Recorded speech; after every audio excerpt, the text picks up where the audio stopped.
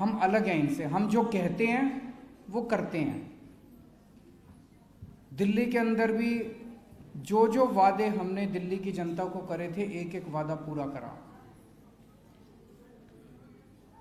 जो हम गारंटी दे रहे हैं वो मैं एक तो कह के जाता हूं, और उसके बाद फिर हमारे कार्यकर्ता घर घर जाके सबका रजिस्ट्रेशन करते हैं। रजिस्ट्रेशन करने का क्या मतलब कि भाई ये ठोक पीट के ये कार्ड ले लो, अगर ना करें हम तो ये ले आना, हमारे को जो करना हो करना, हमको जो सजा देनी हो देना, ये पक्का कार्ड है।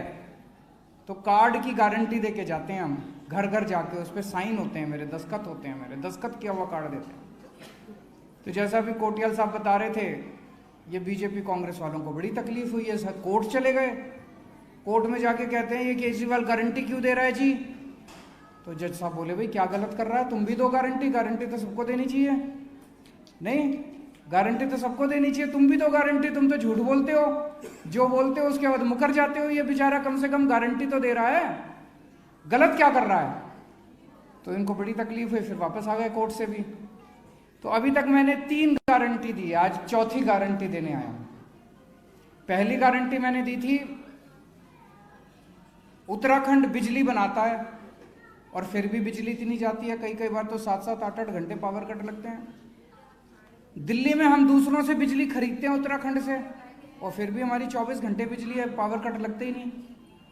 तो उत्तराखंड में भी 24 घंटे बिजली होनी चाहिए, नहीं होनी चाहिए।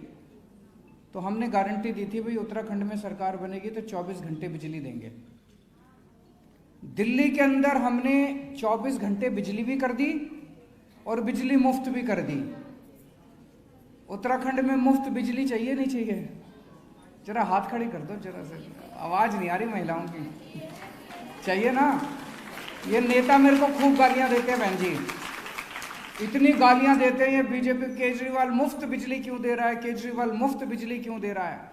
मैं इनसे पूछना चाहता हूं, तुम्हारे जितने नेता हैं ये बीजेपी कांग्रेस के, जितने एमएलए फलाना ढिमका मंत्री मुख्यमंत्री, इनको मुफ्त बिजली मिलती है तब तकलीफ नहीं है।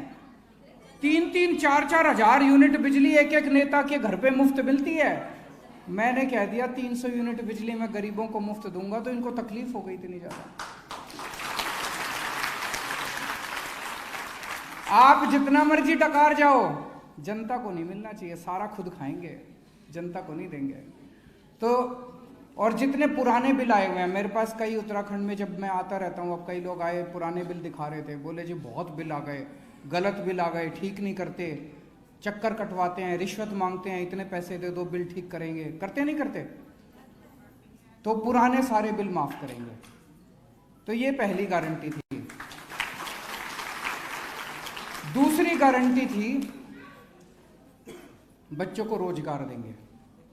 हमारे बच्चे बेरोजगार घूम रहे हैं, पढ़े लिख के बेरोजगार घूम रहे हैं, नौकरी नहीं मिल रही। नौकरी नहीं मिलती तो उत्तराखंड छोड़ छोड़ के बाहर, कौन चाहता है अपना घर छोड़ के जाना, मजबूरी में छोड़ के जाना पड़ता है। यहीं काम मिल जाए तो कोई क्यों जाएगा बाहर नौकरी ढूंढने के लिए। तो हमने कहा हम नौकरी देंगे।